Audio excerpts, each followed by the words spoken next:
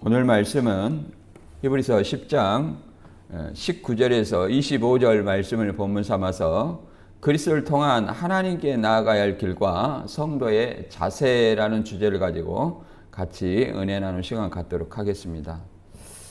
계속 히브리서 8장부터 9장까지 또 10장까지는 첫 언약과 새 언약에 대해서 계속 설명하고 있습니다. 우리가 이 앞번에 보았던 첫 언약에 근거한 속죄 제사에 대한 새 언약의 근거로 그리스도의 어떤 속죄 제사, 영원한 속죄 제사의 우월성을 논증했습니다. 그리고 오늘 본문은 성도들이 하나님 앞에 적극적으로 나아갈 것과 또한 하나님 앞에 나아가야 할 때 어떤 자세로 나아가야 할 것인지를 권면하고 있는 내용입니다. 그래서 두 가지를 통해서 오직 첫 번째는 하나님께 나아가는 것은 오직 그리스도를 통해서만이 나아갈 수 있다. 그래서 아담 범죄 이후로 죄와 사망 가운데 있어서 하나님께 나아갈 수 있는 길이 막혀 있었습니다. 무엇이 막혀 있었어요? 죄담이 막혀 있었습니다. 그래서 그 죄를 그리스도께서 해결하시고 이제 하나님께 나아갈 수 있는 길을 열어주셨어요. 예수님의 십자가 희생 제물로서 그 죄를 대속하시고 하나님께 나아갈 수 있는 길을 열어주셨다. 따라서 우리 이 땅의 그리스도인들은 이 마지막 날이 가까울수록 모이기를 피하는 자가 되지 않도록 주의하라 이렇게 얘기를 하고 성도의 모임을 강조하고 있는 내용입니다.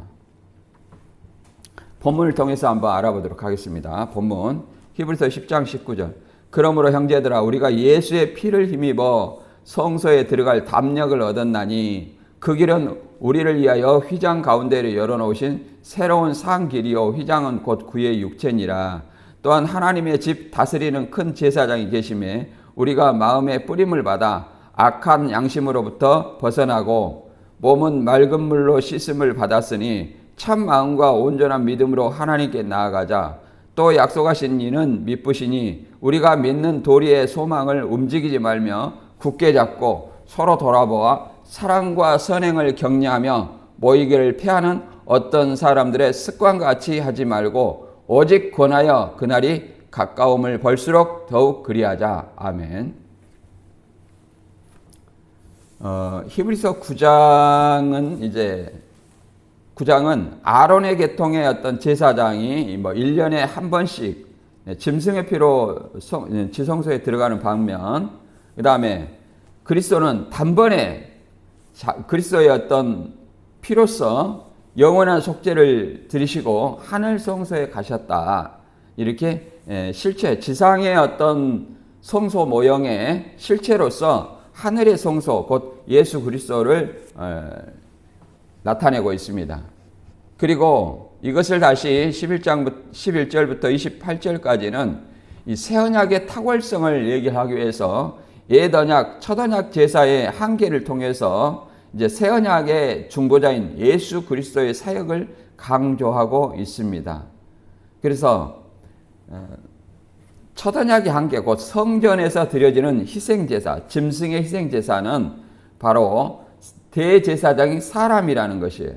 그래서 대제사장이 하는 어떤 희생제사는 끝없이 반복되지만 이제 짐승을 드리는 그 희생제사, 사람이 드리는 어떤 희생제사는 끝없이 반복되지만 예수 그리스도께서는 자기를 단번에 희생제물로 드리셔서 이제 영원한 속죄 제사를 드리셔서 이제 자기를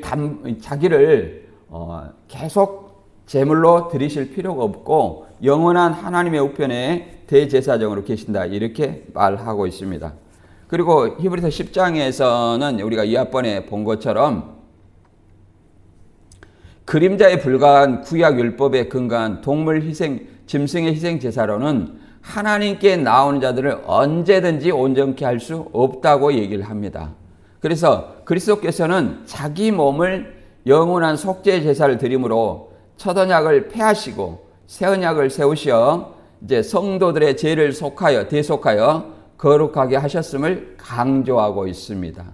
이 구원파는 이 예수님의 속죄, 영원한 속죄를 말미암아 우리가 거룩함을 얻었기 때문에 더 이상 죄를 자백할 필요가 없다 이렇게 얘기하는데, 여기서 영원한 속죄를 들으셨기 때문에 구약의 율법과 같은 그 제사를 드릴 필요가 없다는 거예요. 우리 죄를 위해서 영원히 죄를 안 짓는 것이 아니라 죄를 우리는 짓기 때문에 주기도문도 우리 죄를 사해달라고 얘기를 하고, 또 죄를 지면 자백하라는 말도 나옵니다.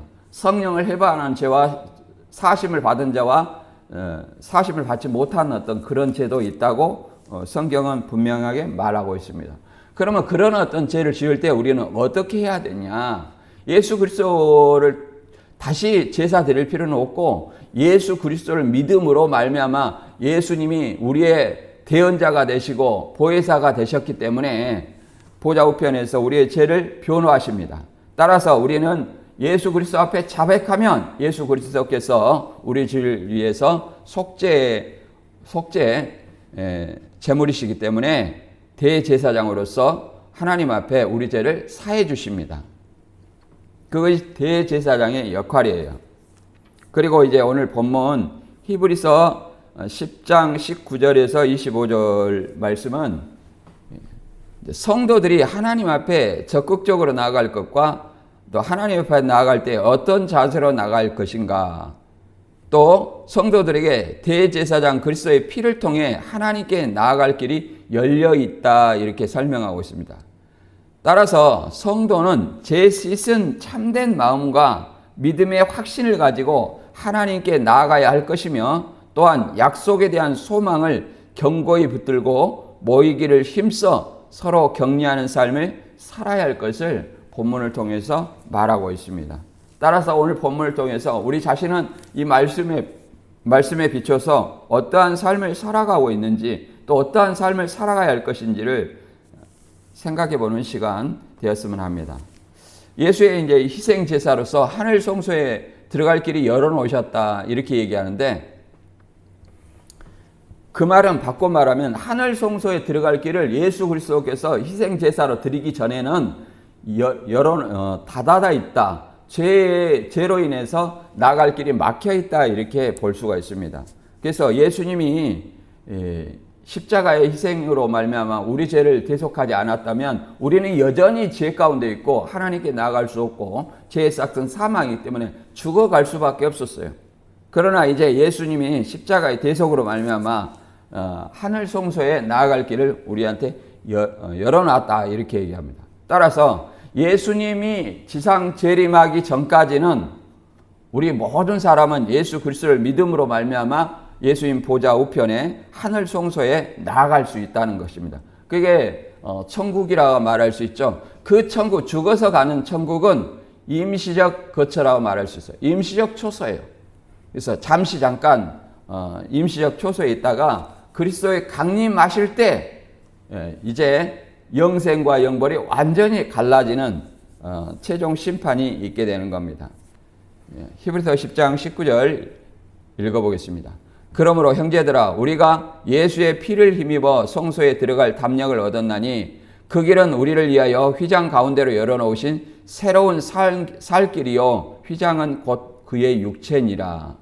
예수의 피가 말씀이 아니라 예수의 피, 예수님의 희생으로 말미암아 희생 제사로 말미암아 성소에 들어갈 담력을 얻었다 이렇게 얘기를 합니다. 그 예수의 피를 힘입어 곧 예수 그리스도를 십자가의 희생을 믿음으로 말미암아 내 죄가 대속받았다, 속죄받았다 이걸 믿음으로 말미암아 예수님이 그 길을 열어놓으신 하나님 앞으로 나아갈 수 있는 길을 열어놓으신 그 십자가를 통해서 하나님 앞에 나아갈 수 있다 이렇게 설명하고 있습니다. 그래서 예수님께서는 내가 곧 길이요 진리요 생명이니 나로 말미암지 않고는 아버지께로 올 자가 없다 이렇게 설명하고 있는 것입니다. 실제로 예수님께서 마가복음 15장 37절에 예수님이 엘리 라마 사막다마니 하면서 큰 소리를 지르시고 숨을 거두었습니다. 이때에 성소 휘장이 위로부터 아래로 찢어졌다는 것입니다. 찢어져 둘이 됐다는 거예요. 근데 이 휘장이 뭘 의미하냐면 휘장은 예수님의 육체, 곧 십자가를 의미한다고 설명하고 있습니다. 곧 십자가, 곧 예수님의 희생 제사를 얘기를 합니다. 대속 제물일로 희생 제사를 의미하고 있죠. 그러므로 말미암아 우리로 이제 하늘 성소 앞으로 나아갈 수 있도록 길을 열어놨다 이렇게 설명하고 있습니다. 예. 그래서 히브리서 9장 11절에는 이렇게 설명하고 있습니다. 그리스도께서는 장래 좋은 일의 대제사장으로 오사 손으로 짓지 아니한 것, 곧 이 창조에 속하지 아니한 더 크고 온전한 장막으로 말미암아 염소와 송아지 피로 아니하고 오직 자기 피로 영원한 속죄를 위해서 단번에 성소에 들어가셨느니라 이렇게 설명하고 있습니다. 그래서 그리스도께 예수님은 장래 좋은 일의 대제사장으로 오셔가지고 이 지상에 손으로 지은 어떤 성소에 들어가지 아니하시고 또 온전한 장막은 하늘에 있는 온전한 장막이에요. 그래서 염소와 송아지 피가 아니고 예수님의 자기를 제물로 드려서 영원한 속죄를 드렸다 이렇게 얘기합니다. 그래서 단번에 성소로 들어가셨다. 여기서 성소라는 것은 온전한 장막, 이 창조에 속하지 않는 하늘 성소를 얘기를 하고 있습니다. 그래서 이 지상에 드려지는 예배와 지상에 드려지는 어떤 피의 제물과 짐승의 피와 하늘에 드려지는 예수님의 피의 제물의 차이점을 분명하게 설명하고 있습니다. 그래서 예수님이 자기 피로 영원한 속죄를 이뤘기 때문에 이 지상에 이제 율법 제사가 필요 있어요, 없어요? 없다는 겁니다. 여기서 영원한 속죄라는 것은 이제 더 이상 육적인 어떤 죄를 위한 육적인 제사를 드릴 필요가 없다고 얘기를 하는 겁니다. 그래서 히브리서 9장 22절에도 설명하기를 율법을 따라 거의 모든 물건이 피로써 정결하게 되나니 피 흘림이 없은즉 제사함이 없느니라. 그러므로 하늘에 있는 것들의 모형은 이런 것들로 정결케 할 필요가 있었으나 하늘에 있는 그것들은 이런 것들보다 더 좋은 제물로 할지니라. 이렇게 말합니다. 이 지상에서는 율법을 따라서 모든 물건이 피, 무슨 피예요? 염소와 송아지 피, 염소와 피로서 정결케 된다는 거예요. 그래서 피 흘림이 없은즉 사함이 없느니라. 속죄함이 없다는 거예요. 그래서 율법을 어긴 사람은 죄인이죠. 그 죄인은 반드시 죽어야 돼요. 그러나 대속의 방법이 있었죠. 뭡니까? 짐승의 피를 짐승을 잡아서 흠없는 짐승을 잡아서 그의 머리에 안수해서 죄를 전가시키는 겁니다. 그래서 죄인 대신 누가 죽어요? 짐승을 제물로 바쳤었습니다. 그러나 이것은 죄만 생각나게 하고 영원한 속죄를 이루지 못해요. 그래서 하늘에 있는 것들은 이런 것들로 이런 지상에 있는 육적인 짐승의 피로 인해서 정결케 할 필요가 없었으나 하늘에 있는 성소는 뭐예요? 이런 것들 지상에 있는 것들보다 더 좋은 제물 뭐예요? 염소와 송아지가 피가 아닌 그리스도를 제물로 드리는 거예요. 그래서 예수님이 이 땅에 오신 목적, 하나님이 이 땅에 오신 목적, 하나님이 성육신, 예수 그리스도께서 성육신 하신 목적은 뭐냐? 바로 십자가의 제물이 되시기 위해서 오셨다 이렇게 말합니다. 그래서 그리스도를 믿는 자마다 그리스도의 어떤 희생 제사를 통해서 누구 앞으로? 하나님 앞에 나아갈 수 있는 길을 열어놨다 이렇게 얘기를 합니다. 그래서 히브리서 9장 24절에 그리스도께서는 참것의 그림자인 손으로 만든 성소에 들어가지 아니하시고 바로 그 하늘에 들어가사 우리를 위하여 하나님 앞에 나타나시고 대제사장마다 해마다 다른 것의 피로써 성소에 들어가는 것 같이 자주 자기를 드리려고 아니하실지니 이렇게 설명하고 있습니다. 손으로 만든 성소에 들어가지 아니하셨다. 그러니까 이 땅에 예수님 십자가 지심으로 이 땅에 성소와 지성소 사이의 휘장을 이렇게 찢었다는 것은 무슨 의미냐?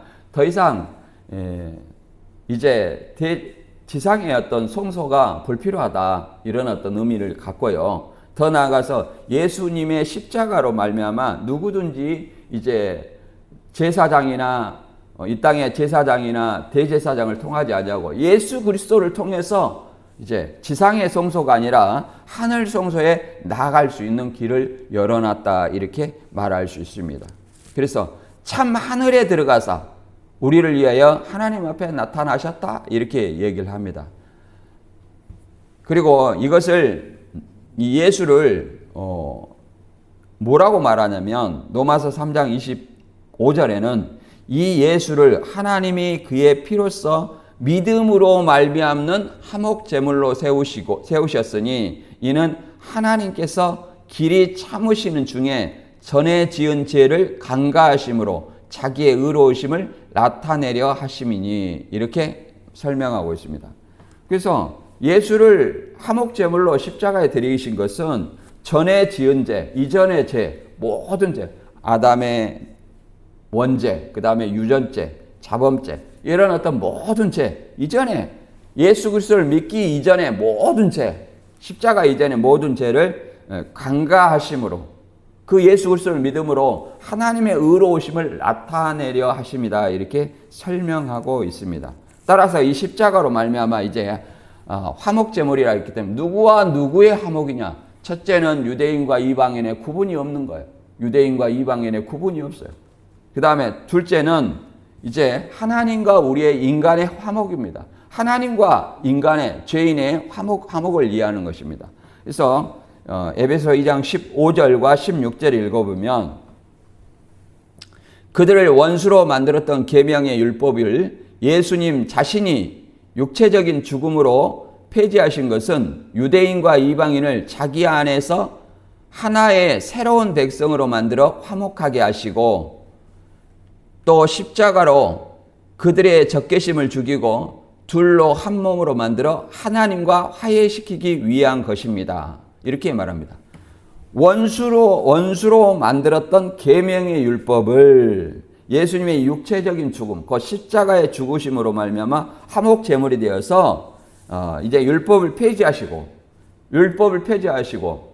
더 이상 유대인의 율법을 지킬 필요 있어요, 없어요? 없다 이 말이야. 그래서 예수 그리스도로 말미암아 이제 유대인과 이방인을 예수 그리스도 안에서 하나 되게 하시고 화목하게 하시고 그 다음에 우리 죄인의 아담 범죄로 떠나가신 하나님, 죄인은 하나님 앞에 나아갈 수 없지만 이제 예수 그리스도께서 그 죄를 해결하셨기 때문에 누구든지 예수 그리스도를 믿는 자는 하나님과 화목하게 하신다. 하나님 앞으로 화목하게 하시고 길을 열어놨기 때문에 하나님 앞으로 나아갈 수 있도록 하셨다 이렇게 설명하고 있습니다. 따라서 우리는 진실한 마음과 온전한 믿음으로 하나님께 나아가자 이렇게 말하고 있습니다. 히브리서 10장 21절에는 또 하나님의 집 다스리는 큰 제사장이 계심에 우리가 마음의 뿌림을 받아 악한 양심으로부터 벗어나고 몸은 맑은 물로 씻음을 받았으니 참 마음과 온전한 믿음으로 하나님께 나아가자 이렇게 말합니다. 하나님의 집 다스리는 큰 제사장이 계심에 하나님의 집의 큰 제사장은 누구를 얘기하는 거예요? 이제 그리스도께서 희생 제물이 되셔서 대제사장이 되셨다는 거예요. 큰 제사장이라고 이렇게 합니다. 하나님의 집 큰 제사장이 누구예요? 예수 그리스도. 따라서 우리가 마음의 뿌림을 받아 무슨 뿌림이요? 예수님의 피 뿌림을 받아 악한 양심으로부터 벗어나고 그러잖아요. 예수 그리스도를 믿기 전에는 악한 양심이었다는 거예요. 몸은 맑은 물로 씻음을 받았으니 과거형이잖아요. 참 마음과 온전한 믿음으로 하나님께 나가자. 이게 진정한 신앙의 도리라고 말할 수 있습니다. 히브리서 14장 14절에도 이렇게 신앙의 도리를 설명하고 있습니다. 그러므로 우리에게 큰 대제사장이 계시니 승천하신 이 곧 하나님의 아들 예수시라 이렇게 설명하고 있습니다. 큰 제사장은 누구를 얘기하는 거예요? 승천하신 십자가 지시고 부활하셔 승천하신 하나님의 아들 예수라 이렇게 얘기를 합니다. 구약에서는 대제사장이 이 아론의 후손이었습니다. 아론의 후손이 송아지와 염소를 통해서 레위기 16장에 보면 염소를 통해서 자기와 백성의 죄를 위해서 속죄 제물로 드리시고 지성소에 들어가십니다. 지성소에 들어가서 이제 속죄의 의식을 행하는 겁니다. 그러나 이런 율법의 세계는 이제 예수 그리스도로 말미암아 이제 완전히 패했습니다. 패했기 때문에 이제 우리는 어떤 제사를 드려야 되냐? 로마서 12장 1절에 말한 것처럼 그러므로 형제들아 내가 하나님의 모든 자비하심으로 너희를 권하노니 너희 몸을 하나님이 기뻐하시는 거룩한 산 제물로 드리라. 이는 너희가 드릴 영적 예배니라. 구약에서는 짐승을 죽여서 예배를 드렸지만 신약에서는 우리 몸이 거룩한 산 제물로 드리라는 거예요. 이게 영적 예배라는 거예요. 산 제사 하니까 성전에서 제사 드려야 되는가 이걸 얘기하는 것이 아니라 우리 몸이 뭐예요? 하나님을 온전히 섬기는 것을 의미합니다. 온전히 섬기는 것. 그것을 뭐라고 그래요? 우리를 산 제물로 드렸다 이렇게 설명할 수 있습니다. 그래서 예수님도 요한복음 4장 23절에 이 예배를 뭐라고 말하냐면 아버지께 예배하는 자들은 영과 진리로 예배할 때가 오나니 곧 이때라. 아버지께서는 자기에게 이렇게 예배하는 자들을 찾으시느니라. 하나님은 영이시니 예배하는 자가 영과 진리로 예배할지니라. 영과 진리. 하나님의 예배를 드릴 때에 하나님의 영, 그 다음에 뭐예요? 진리. 곧 이 성경 말씀, 하나님이 우리에게 주신 말씀을 통해서 뭐예요? 예배를 드려야 된다는 거. 이게 뭐예요? 산제사예요. 산제사. 그래서 우리 자신의 또 뭐라고 말합니까? 베드로전서 2장 5절에는 우리를 제사장이라고 말합니다. 14만 4천 차야만이 제사장이다 이렇게 얘기하는데 그건 아니고요. 우리가 이미 예수 그리스도를 믿음으로 말미암아 제사장이 되었다 이렇게 얘기를 합니다. 너희도 산돌같이 신령한 집으로 세워지고 예수 그리스도로 말미암아 하나님이 기쁘시게 받으실 신령한 제사를 드릴 거룩한 제사장이 될지니라. 신령한 제사, 영적 예배, 뭐요? 그런 어떤 제사장이라 이렇게 얘기를 하고 있습니다. 그래서 이런 어떤 예수 그리스도를 믿는 신앙의 소망을 우리는 견고하게 붙들어야 된다고 말하고 있습니다. 이걸 믿는 도리의 소망이라고 표현하고 있습니다. 히브리서 10장 23절에 또 약속하시는 이는 미쁘시니 우리가 믿는 도리의 소망을 움직이지 말며 굳게 잡고 이렇게 말합니다. 약속하신 이는 미쁘시니 우리가 믿는 도리의 소망을 움직이지 말고 굳게 잡고 끝까지 가라 이렇게 설명하고 있습니다. 믿는 도리의 소망이 뭐예요? 믿는 도리, 신앙 고백을 얘기합니다. 신앙 고백이에요. 히브리서 3장 14절에도 우리가 시작할 때 확실한 것을 끝까지 견고히 잡고 있으면 그리스도와 함께 참여한 자가 되리라. 왜 이 말을 할까요? 시작할 때 확실한 것을 끝까지 견고히 붙잡고 있으라는 거예요. 그러면 그리스도 재림하실 때 그리스도와 참여한 자 되리라 이렇게 말합니다. 영생에 하나님 나라에 참여한 자가 될 수 있다 이렇게 설명하고 있습니다. 왜 그러냐면 지나간 어떤 출애굽한 이스라엘 백성들이 가나안 땅에 어떤 소망을 두었지만 그들이 마음이 강팍해서 가나안 땅에 1세대가 들어갔어요? 못 들어갔어요? 못 들어갔어요. 따라서 3장 15절의 말씀처럼 성경에 일렀을 때 오늘 너희가 그의 음성을 듣거든 경록케 하시던 것 같이 너희 마음을 완고하게 하지 말라 하셨으니 듣고 경록케 하던 자가 누구냐? 모세를 따라 애굽에서 나온 모든 사람이 아니냐 이렇게 말합니다. 따라서 안 믿는 사람이 하나님을 경록케 한 것이 아니라 믿는 사람이 그러잖아요. 믿는 사람이 하나님의 음성을 듣고 강팍케 하고 하나님을 경록케 한다 이렇게 설명하고 있습니다. 그래서 지나간 어떤 세월처럼 너희 마음을 완고하게 하지 말라 이렇게 설명하고 있습니다. 그래서 우리 마음에 강팍한 돌 같은 마음을 가지지 말고 부드러운 마음을 가져서 오직 시작할 때 확신한 것을 끝까지 견고히 잡고 있으면 그리스도와 함께 참여한 자가 되리라고 믿습니다. 또 히브리서 4장 14절에는 이렇게 말하고 있습니다. 그러므로 우리가 큰 대제사장이 계시니 승천하신 이 곧 하나님의 아들 예수시라. 우리가 믿는 도리를 굳게 잡을지어다. 그게 신앙 고백이 이거예요. 우리가 하나님의 아들, 예수님이 주와 하나님이다. 이걸 고백하는 거예요. 이만희가 또 안상홍이 구원자다. 이거 아니라 하나님이다. 이게 아니라 누가요? 예수 그리스도께서 주와 하나님이다. 이렇게 고백하는 것이 우리의 믿는 도리, 곧 신앙이라고 신앙 고백이 되어야 할 줄로 믿습니다.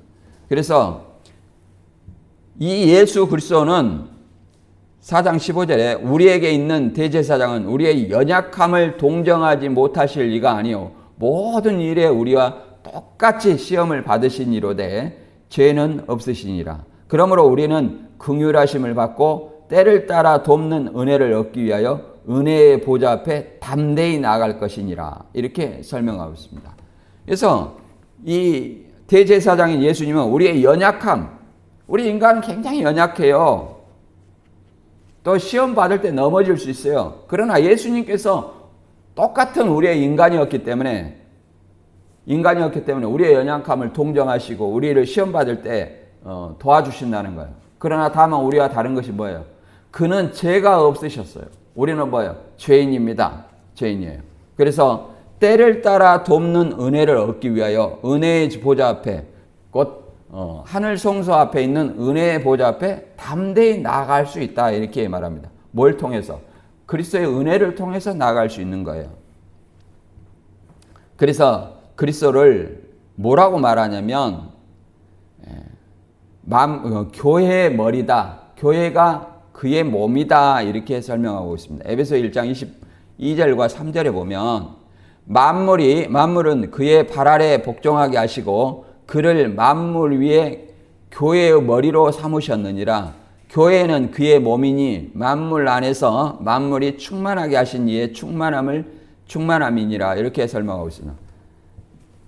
만물이 예수님 발 아래 복종하게 하시는데 만물이 교회의 머리, 예수 그리스도가 만물 위에 교회의 머리. 그러니까 그리스도가 머리고 그다음에 교회가 있고 그 교회 아래에 뭐가 있어요? 만물이 있다는 거예요.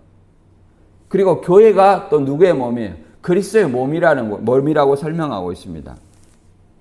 그래서 우리는 이 그리스도를 믿음으로 말미암아 뭘 소망하고 있어요? 믿는 도리의 소망. 그 소망이 뭐예요? 보이지 않는 하나님 나라를 소망하고 있어요. 출애굽한 이스라엘이 보이지 않는 어떤 가나안을 소망했듯이 우리도 보이지 않는 영생의 소망, 천국의 소망을 가지고 있습니다. 그러면 우리는 어떠한 마음으로 신앙을 해야 됩니까? 로마서 8장 24절에 우리가 소망으로 구원을 얻었음에 보이는 소망이 아니니 보는 것을 누가 바라리요? 이렇게 말합니다. 구원 얻은 사람의 소망, 구원받은 하나님의 자녀의 소망은 뭐냐면은 보이지 않는다는 거예요. 보이지 않는 소망을 우리는 바라보고 있어요. 뭘로? 믿음으로 바라보고 있다 이 말이에요. 그래서 25절에 만일 우리가 보지 못하는 것을 바라면 참음으로 기다릴지니 이와 같이 성령도 우리의 연약함을 도우시나니 우리가 마땅히 기도할 바를 알지 못하나 오직 성령이 말할 수 없는 탕식으로 우리를 위하여 친히 간구하시느니라. 이렇게 말합니다. 보지 못하는 것을 바라면 참음으로 기다리라. 이렇게 설명합니다. 참음으로, 인내와 믿음으로 기다리라고 이렇게 얘기합니다. 우리가 마땅히 여러 가지 어려움을 당할 때 우리 연약하기 때문에 기도할 때 마땅히 빌 바를 어떤 것을 기도해야 되는지 알지 못하나 성령이 말할 수 없는 탄식으로 우리를 위해서 기도하신다. 이렇게 설명하고 있습니다. 그런데 우리는 예배가 주일과 수요일 예배가 있습니다. 그리고 각종 모임이 있죠. 이런 모임에 하나님보다 누구를 더 생각해요? 사람을 생각하고 자기를 더 생각합니다. 내가 교회에 나가면 손해가 아니냐? 내가 교회 일찍 나가면 내 손해 아니냐? 여러 가지. 또 교회에서 내가 봉사하면 내 손이 아니냐? 또 교회에 헌금하면 내 손이 아니냐? 이런 여러 가지 것들이 있습니다. 그러면 그런 것들이 과연 신앙에 진짜 하나님을 믿는 어떤 신앙인으로서 내 자신과 성경 그 다음에 하나님을 통해서 내 자신을 비추어 봐야 됩니다. 그래서 예수님은 바울은 히브리서에는 뭐라고 말하냐면 10장 24절에 서로 돌아보아 사랑과 선행을 격려하며 모이기를 피하는 어떤 사람의 습관같이 하지 말고 오직 권하여 그날이 가까움을 볼수록 더욱 그리하자. 사랑과 선행을 격려하며 서로 돌아보아. 그잖아요. 뭐 하는데? 모이는데 교회라는 것이 뭐예요? 에클레시아예요. 부르심을 받은 자들의 모임입니다. 교회는 모임이에요. 모임으로써 교회가 되는 겁니다. 모임으로써. 그런데 나는 무슨 일 있어 여러 가지 핑계를 만들게 되다 보니까 어떤 일이 된 겁니까? 하나님이 우선이 아니라 내가 일부러 핑계를 만들어서 내 일이 우선이 됐다 이렇게 말할 수 있어요. 그래서 우리가 로마서 8장 28절에는 이렇게 말합니다. 우리가 알거니와 하나님을 사랑하는 자 곧 그 뜻대로 부르심을 입은 자들에게는 모든 것이 합력하여 선을 이루니라. 합력하여 협력 모든 것을 서로 모아서 합하여 힘을 모아 선을 이루라 이렇게 얘기를 합니다. 예수님도 하나 되라고 요한복음 17장에 기도했죠. 초대교회는 어떤 신앙을 했냐면 사도행전 2장 42절에 이렇게 말합니다. 그들이 사도들의 가르침을 받아 서로 교제하고 떡을 떼며 오로지 기도하기를 힘쓰니라. 그러잖아요. 사도들의 가르침을 받고 서로 교제하고 가르침을 받고 또 가르쳐주고 서로 교제하고 그 다음에 떡을 떼며 그 다음에 뭐예요? 기도하기를 힘쓰니라 이렇게 말합니다. 우리에게 꼭 필요한 것들이 이런 것들이에요. 가르침, 그 다음에 교제, 떡을 떼며 기도하기. 이것이 뭘 통해서 이루어집니까? 예배와 모임을 통해서 이루어지는 것입니다. 이게 교회예요. 그래서 모이기를 힘써야 되는데 모이기를 패하는 습관과 같이 하지 말고 어떤 사람들의 습관이 모이는 것에 아주 거부감이 든다는 거예요. 우리는 그런 사람을 서로 돌아보아 사랑과 선행으로 격려해서 서로 합력하여 선을 이루는 사람이 되어야 됩니다. 마태 12장 30절에는 이렇게 말합니다. 모이지 않는 사람을 뭐라고 말하냐면 나와 함께 아니하는 자는 나를 반대하는 자요. 나와 함께 모으지 아니한 자는 해치는 자니라 이렇게 설명합니다. 예수님과 함께 모아야 된다 이렇게 설명하고 있습니다. 그렇지 않은 자는 이게 흩트는 자라는 거예요. 흩트는 자. 그래서 예수님은 요한복음 17장 11절에 이렇게 설명하고 있습니다. 나는 세상에 더 있지 아니하나 그들은 세상에 있사옵고 나는 아버지께로 가옵나니 거룩하신 아버지여 내게 주신 아버지의 이름으로 그들을 보전하사 우리와 같이 그들도 하나 되게 하옵소서. 뭐 되게요? 하나 되게 하옵소서. 하나 되기가 얼마나 힘드냐 이 말이에요. 얼마나 힘이 든다는 거예요. 그래서 그 날이 예수님의 재림이 가까워올수록 더욱 모이기를 피하는 자들의 습관같이 하지 말라. 습관이 다른 것에 나오는 것이 아닙니다. 자기 안에 핑계를 만들면 점점 모이는 것이 어렵게 됩니다. 신앙을 뭐 때문에 합니까? 로마서 13장 11절에는 이렇게 말합니다.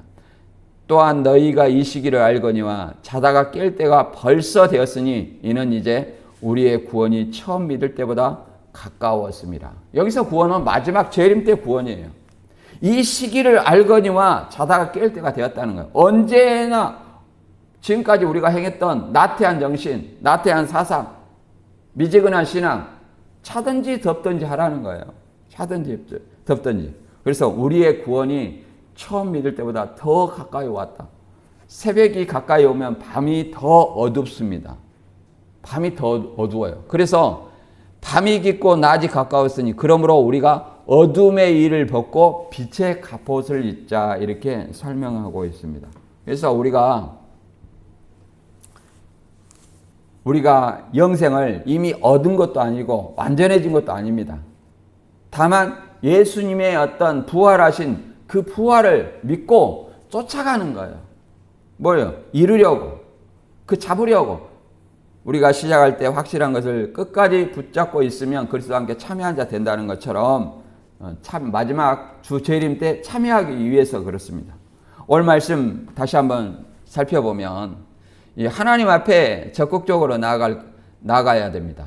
하나님 앞에 나갈 때 어떤 자세로 나가야 되냐? 대제사장 그리스도의 피를 통해서 하나님께 나아갈 길이 막혀 있는 것이 아니라 열려 있다 이렇게 얘기합니다. 누구든지 세상에 선한 사람 얼마든지 많습니다. 교회 다닌 사람보다 많아요. 그러나 이방인 고넬료가 선행을 행했지만 그리스도의 복음을 알지 못했으면 과연 천국에 갔을까요? 그래서 고넬료와 같이 선한 사람도 복음을 통해서 하나님 나라에 간다는 거예요. 세상에 선 많습니다. 오직 그리스도를 믿는 자에게 하나님께 나아갈 수 있는 길을 열어놨다. 그러므로 우리가 협력하여 선을 가지고 참된 마음과 믿음의 확신을 가지고 하나님께 나아가고 모이기를 서로 힘쓰는 자들이 되라 이렇게 말합니다. 따라서 저와 여러분이 항상 약속에 대한 소망을 붙들고 모이기를 서로 힘쓰는 저와 여러분이 되시길 주님의 이름으로 축원합니다.